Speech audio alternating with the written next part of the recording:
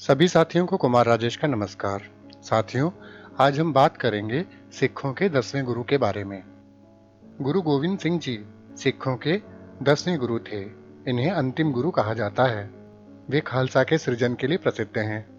गुरु गोविंद सिंह जी का जन्म 9वें सिख गुरु श्री गुरु तेग बहादुर जी और माता गुजरी के घर पटना में हुआ था। 22 दिसंबर सन 1666 को गुरु गोविंद सिंह जी का जन्म हुआ। बालक के जन्म पर धूमधाम से उत्सव मनाया गया। गोविंद बचपन में शरारती थे, लेकिन वे अपनी शरारतों से किसी को परेशान नहीं करते थे। गोविंद जी एक निसंतान बुढ़िया के साथ बहुत शरारत करते थे, जो सूत काट कर अपना गुजारा करती थी। गोविंद जी उसकी सारी पुनिया बिखेर देते थे। इससे दुखी होकर उनकी माँ के पास वह बुढ़िया शिकायत लेकर पहुंच जाया करती थी।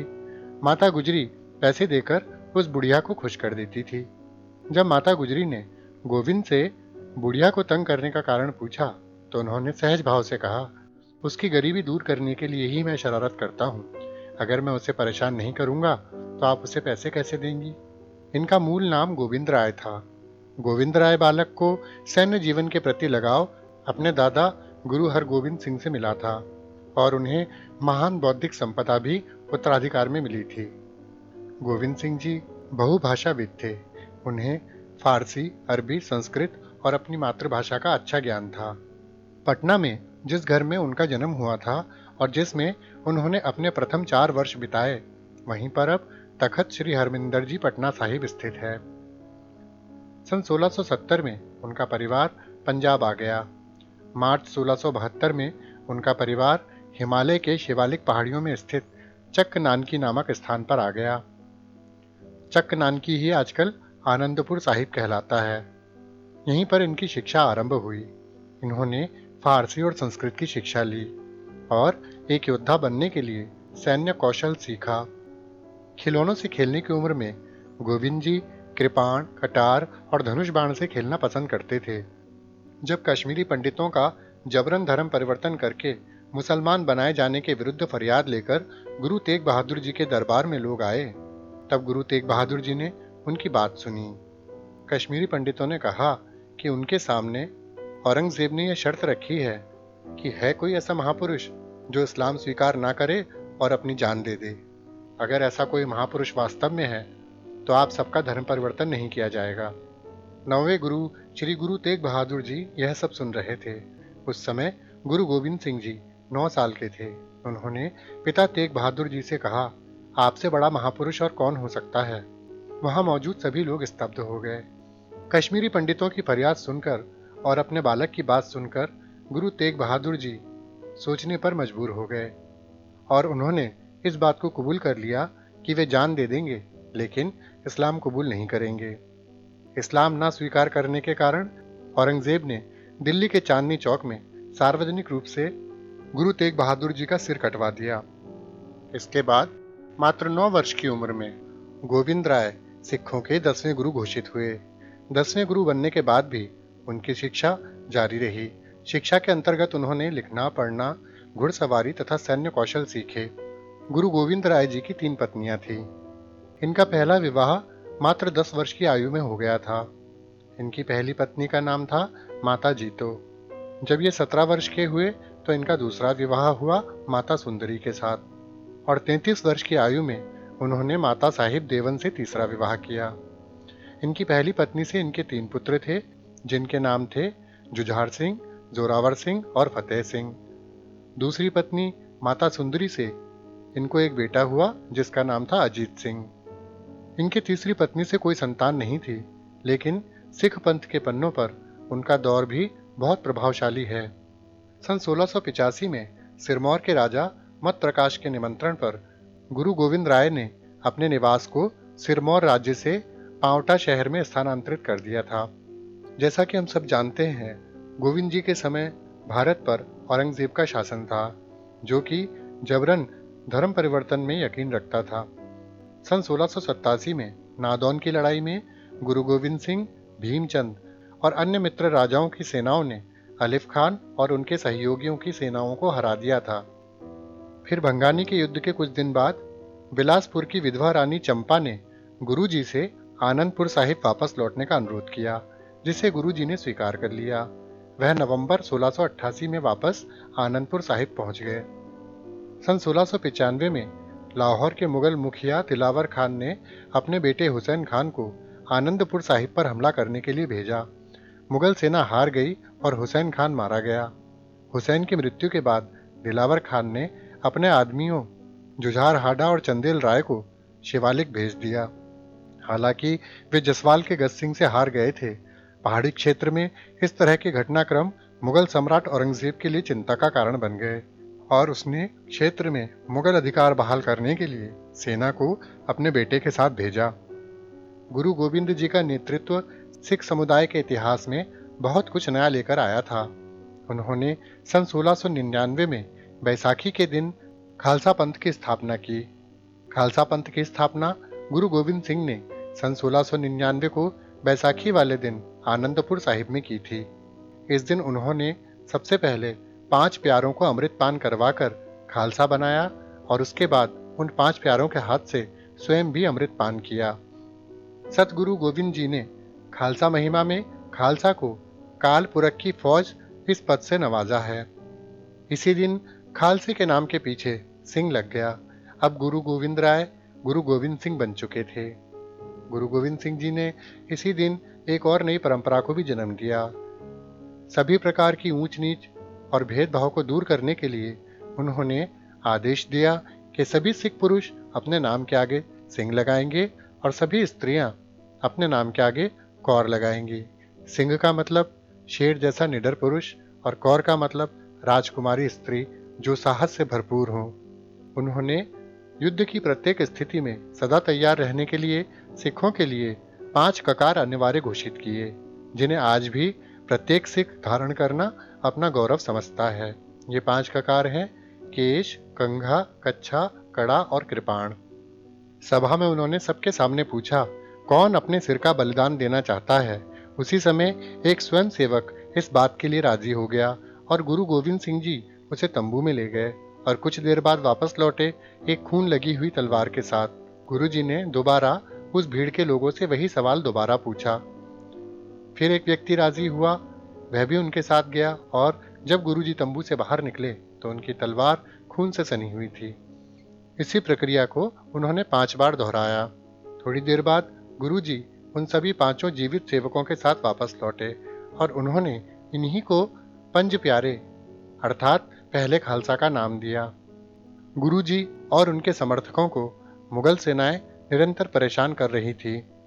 इसी दौरान एक बार जब गुरु जी अपने समर्थकों के साथ आनंदपुर साहिब छोड़कर आगे बढ़ रहे थे, उस दौरान सरसा नदी पर बाढ़ आई हुई थी। सरसा नदी पर जब गुरु गोविंद सिंह जी परिवार से जुदा हो रहे थे तो एक ओर जहां दोनों बड़े साहिबजादे गुरु जी के साथ चले गए, वहीं दूसरी ओर दोनों छोटे साहिबजादे जोरावर सिंह और फतेह सिंह माता गुजरी जी के साथ रह गए। उनके साथ कोई सैनिक भी नहीं था और ना कोई उम्मीद। उस समय गुरु महल की सेवा गंगू नामक एक व्यक्ति करता था। गंगू ने माता गुजरी और बच्चों को आश्वासन दिया कि वह उन्हें उनके परिवार से मिलाएगा और तब तक के लिए वे लोग उसके घर में रुक जाएं। वे गंगू की असलियत से वाकिफ नहीं थे। गंगू ने लालच में आकर तुरंत वजीर खां को गोविंद सिंह की माता और छोटे साहिबजादों के अपने यहाँ होने की खबर दे दी, जिसके बदले में वजीर खां ने उसे सोने की मोहरें दी। वजीर खां के सैनिक माता गुजरी, साहिबजादा जोरावर सिंह और साहिबजादा फतेह सिंह को गिरफ्तार करके गंगू के घर से ले गए। उन्हें एक ठंडे बुर्ज में रखा गया और ठिठुरती ठंड से बचने के लिए कपड़े का एक टुकड़ा तक नहीं दिया। दिसंबर का महीना था, ठंड अपने पूरे जोरों पर थी। उस समय साहिबजादा जोरावर सिंह की आयु 7 वर्ष की थी और साहिबजादा फतेह सिंह की आयु केवल 5 वर्ष की थी।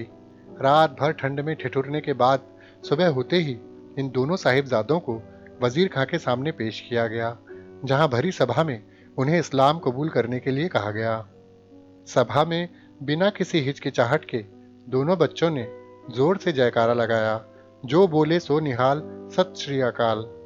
यह देखकर सब दंग रह गए। वजीर खां की मौजूदगी में ऐसा करने की हिम्मत किसी की भी नहीं थी। सभा में मौजूद मुलाजिमों ने साहिबजादों को वजीर खां के सामने सिर झुकाने के लिए कहा, लेकिन बालकों ने सिर झुकाने से मना कर दिया। दोनों ने सिर ऊंचा करके जवाब दिया, हम अकाल पुरख और अपने पिता गुरु के अलावा किसी के भी सामने सिर नहीं झुकाते। ऐसा करके हम अपने दादा की कुर्बानी को बर्बाद नहीं होने देंगे।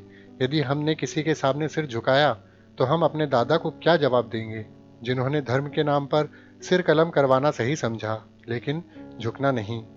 वजीर खान ने दोनों बच्चों को बहुत डराया, लेकिन बच्चे अपने निर्णय पर अटल थे। आखिरकार दोनों साहिबजादों को जिंदा दीवार में चुनवाने का ऐलान किया गया।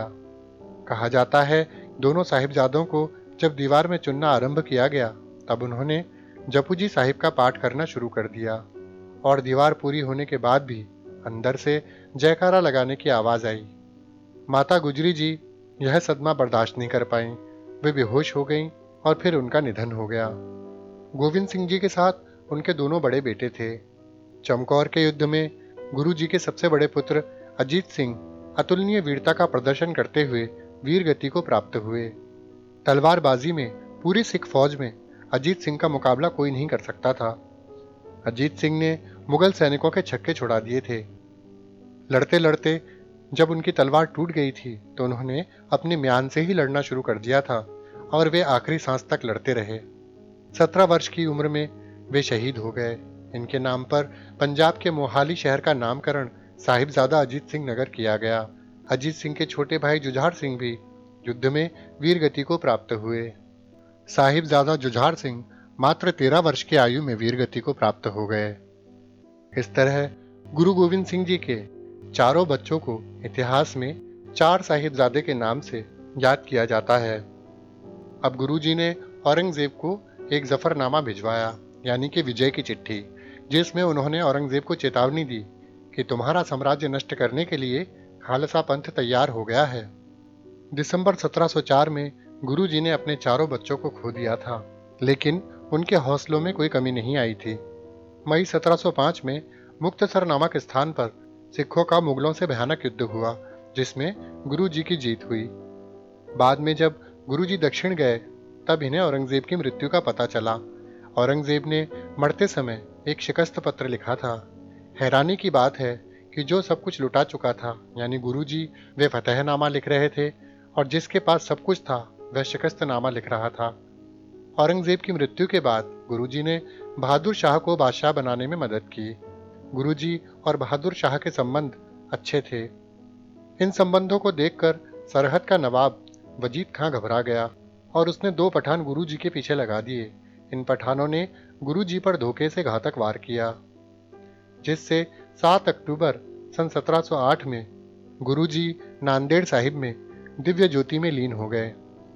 अंत समय इन्होंने सिखों को गुरु ग्रंथ साहिब को अपना गुरु मानने को कहा और खुद भी माथा टेका। गुरुजी के बाद माधो दास ने, जिसे गुरुजी ने सिख बनाया था, बंदा सिंह बहादुर नाम दिया था, उसने सरहद पर आक्रमण किया और अत्याचारियों की ईंट से ईंट बजा दी। गुरुजी ने सिख कानून को सूत्रबद्ध किया था, काव्य रचनाएं भी की थी और सिख ग्रंथ दसम ग्रंथ यानी 10वां खंड लिखकर प्रसिद्धि पाई थी। उन्होंने कहा था, मुझे परमेश्वर ने दुष्टों का नाश करने और धर्म की स्थापना करने के लिए भेजा है। गुरु गोविंद सिंह ने अपना अंतिम समय निकट जानकर अपने सभी सिखों को एकत्रित किया और उन्हें मर्यादित तथा शुभ आचरण करने, देश से प्रेम करने और सदा दीन दुखियों की सहायता करने की सीख दी। इसके बाद उन्होंने यह भी कहा कि अब उनके बाद कोई देहधारी गुरु नहीं होगा और गुरु ग्रंथ साहिब ही आगे गुरु के रूप में उनका मार्गदर्शन करेंगे। जैसा कि मैंने बताया कि गुरु गोविंद सिंह जी की मृत्यु 7 अक्टूबर सन 1708 को नांदेड़, महाराष्ट्र में हुई थी। गुरु गोविंद सिंह जी की कही हुई बात जग प्रसिद्ध है। चिड़ियों से मैं बाज लड़ाऊं, गीदड़ों को मैं शेर बनाऊं, 1.25 लाख से एक लड़ाऊं, तभी गोविंद सिंह नाम कहाऊं। गुरु गोविंद सिंह जी की रचनाओं में जाप साहिब, अकाल उस्ततत, बचित्र नाटक, चंडी चरित्र, शास्त्र नाम माला, अथपंख्या चरित्र लिखे थे, जफरनामा, खालसा नामा आदि महत्वपूर्ण है। तो साथियों, गुरु गोविंद सिंह जी के बारे में यह जानकारी आपको अवश्य अच्छी लगी होगी। इसी के साथ अपने मित्र कुमार राजेश को विदा दीजिए। इसी तरह हमारा चैनल देखते रहिए और हमारा हौसला बढ़ाते रहिए। नमस्कार।